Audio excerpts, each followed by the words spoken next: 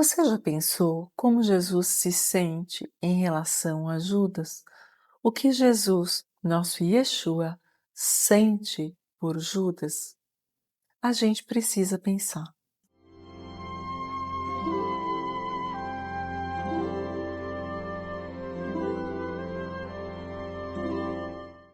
Olá, meu nome é Lucila Barros do Grupo Água Viva. Espero que você já faça parte deste grupo de oração enorme associado ao canal.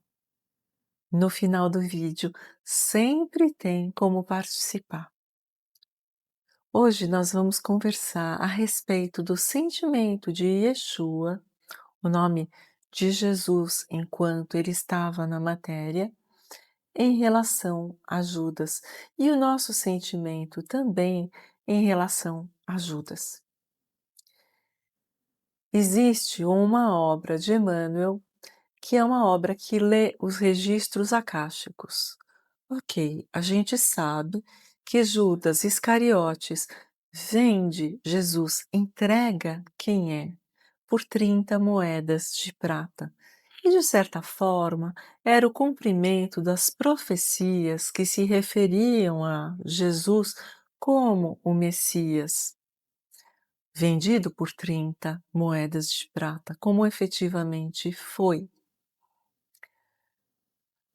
Quem sabe o que passava efetivamente na cabeça de Judas, que era um dos apóstolos, que estava junto com Yeshua, que ouviu todos os seus ensinamentos, que presenciou todos os milagres que foram feitos e que foram muito além dos milagres que a gente tem relatados dos evangelhos. E não nos enganemos quando a gente acha que, será que ele fez isso tudo mesmo? Fez. Fez isso tudo e fez muito, muito, muito mais, com amor, um poder e uma capacidade que desafiam todas as leis de como funciona a anatomia humana da maneira como a gente conhece, porque é tanta força que consegue interferir no ajuste das partículas entre si. Portanto, muda átomo, muda matéria, muda mesmo. E Judas, vendo isso tudo, vai ao sinédrio e se propõe a entregar Yeshua. A gente tem que lembrar que é uma época onde não tem fotografia. Como é que eu vou distinguir quem é Yeshua de quem é Pedro? Quem é Pedro de quem é Filipe? Inclusive, as descrições são muito parecidas entre si, porque são homens pertencentes a um mesmo povo, que usam barba, cabelo de uma maneira parecida, roupa parecida, que se cobrem com um capuz, não tem cartaz de procurado possível, não tem internet para divulgar como é o rosto desse homem. E lá vai Judas e se propõe a entregar Yeshua. Yeshua sabia que ia ser traído, porque estava no que era programado. E nós não sabemos direito, nós não temos, não achei fonte confiável para dizer, tá bom, como é que Judas voltou? Porque ele deve ter voltado, né? Cumprindo a lei de conseguir limpar aquilo que a gente faz, as besteiras todas, ele volta também. E você já pensou qual é a energia que pesa sobre Judas? Você nunca se sentiu angustiado no dia que Judas é malhado na tradição aqui da gente? Faz um boneco e desceu o cacete.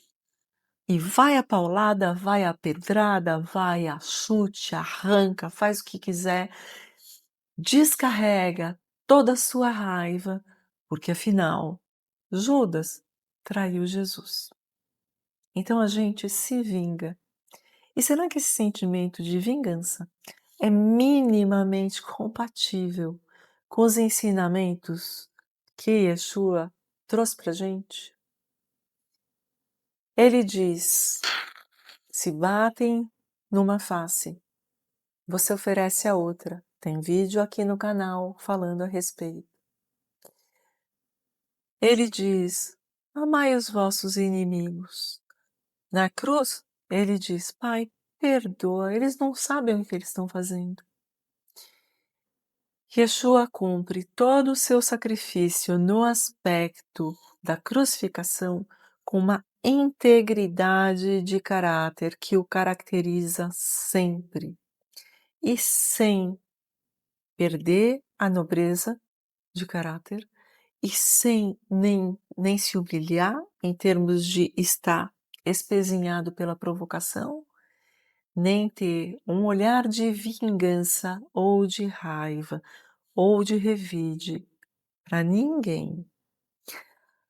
Os evangelhos não descrevem onde esteja Judas enquanto acontece a paixão. A gente sabe que depois ele se enforca, totalmente arrependido. A gente sabe que ele atira as moedas que ganhou. A gente sabe que talvez ele tenha percebido a bobagem que fez. Mas como Yeshua vê Judas?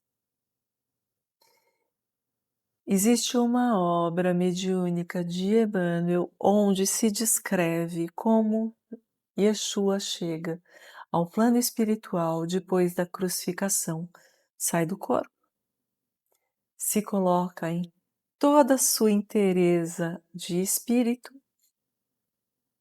e é recebido pelos anjos todos, cumpriu maravilhosamente bem sua função, sua missão sacrificial. O céu está em festa. E Emmanuel descreve que chegam todos os anjos e o último anjo que chega é o anjo da caridade. E quando chega o anjo da caridade, ele e Yeshua se entreolham e Yeshua diz: vá buscar Judas. Nós temos clara a mensagem de que Judas está perdoado. E se a gente pensar em termos de erros que a gente pode cometer, já pensou no tamanho do erro de um apóstolo, amigo dele, que presenciou a grandeza, que esteve sob a energia maravilhosa dele, uma energia cujo campo pegava a terra, abrangia a terra inteira enquanto esteve encarnado. Uma coisa, já pensou estar perto dessa energia? Transformadora, precisa estar muito cheio de camadas de sujeira para não entender essa grandeza. Judas entendia. E depois, quando percebe o que fez, imaginem o sentimento de arrependimento. E tem coisas que não tem mais volta. O sacrifício na cruz já tinha acontecido. Por mais que fosse um sacrifício programado, que tivesse um propósito, que permitisse que a humanidade ficasse impactada por milênios pela crueldade desse sacrifício, que se curvasse a essa majestade. Em termos do Yeshua de carne, estava feito, não tem mais como voltar. Está feito o que Judas fez. E Yeshua, em seu amor infinito do ponto de vista humano, perdoa imediatamente.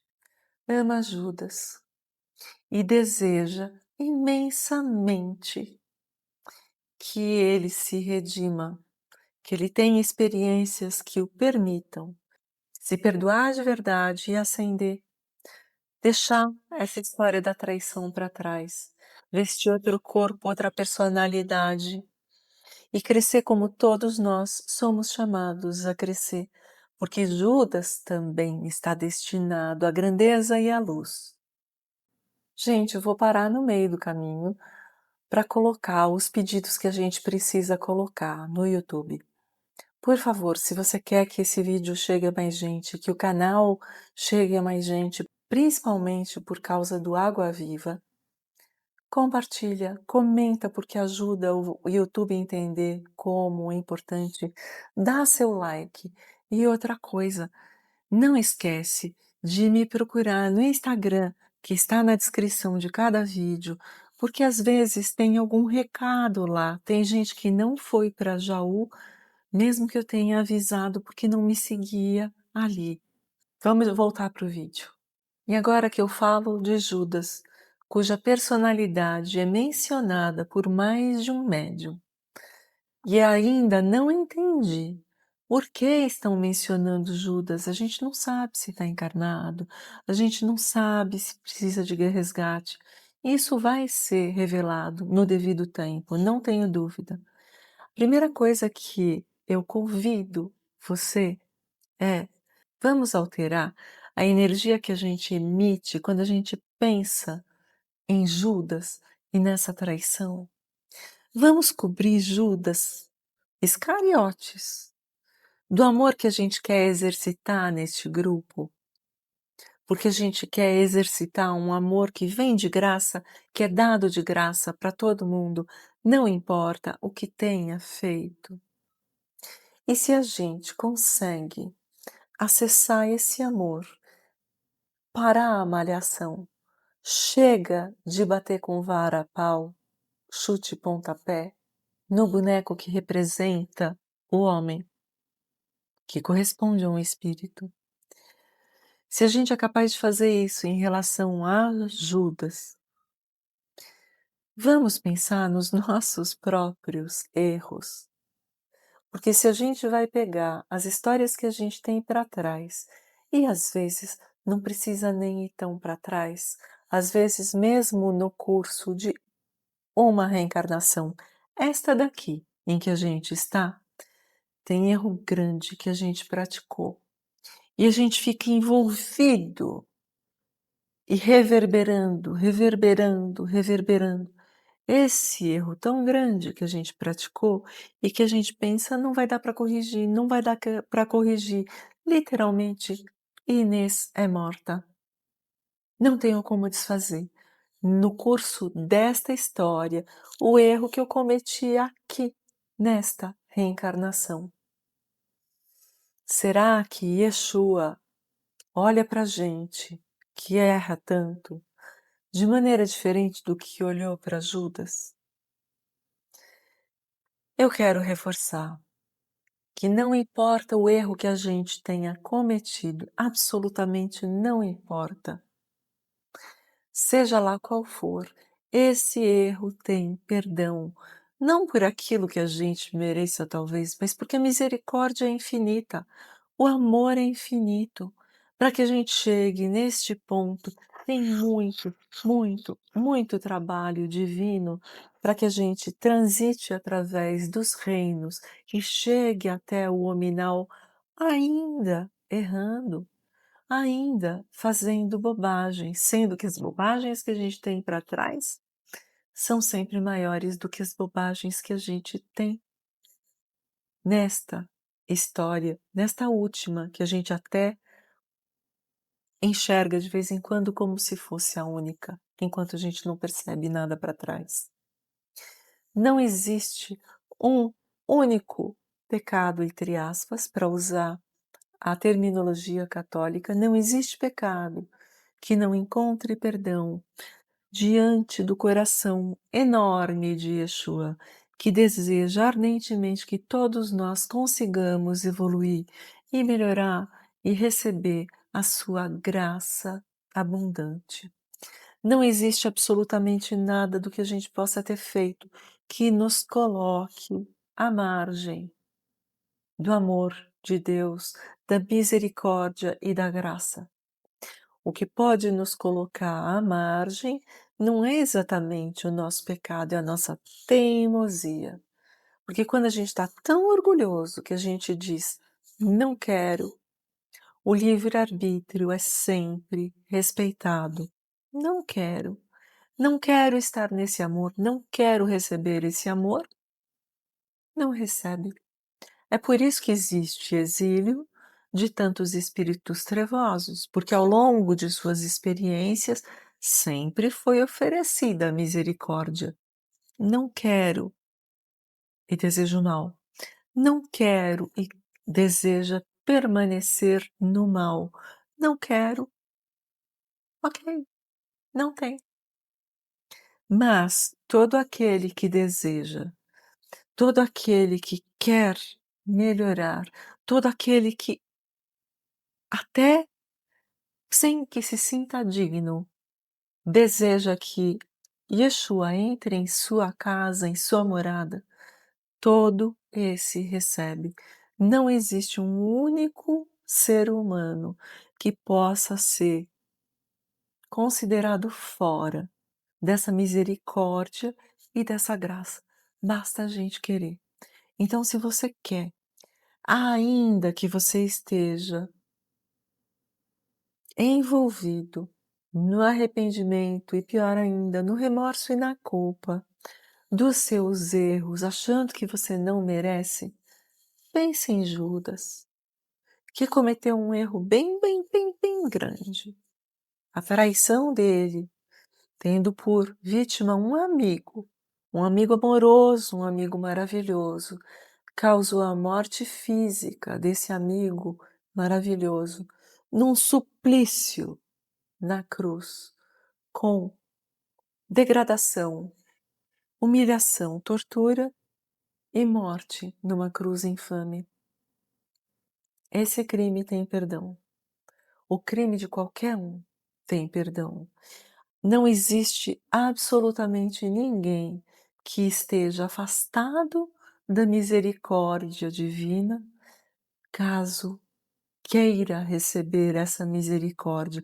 E se você quer, deixa o arrependimento para trás, deixa o remorso para trás e saiba que vai ser possível reconstruir e reparar tudo que a gente fez de errado. E se coloque em oração para receber a energia maravilhosa que ele derrama sobre a gente, particularmente às 6 horas de cada manhã. E vamos seguir em frente, porque para frente e para cima existe a possibilidade de subir degrau por degrau essa escada de Jacó e acessar as muitas moradas da casa do Pai, chegando à condição de espírito puro que um dia a gente vai ser. Um abraço.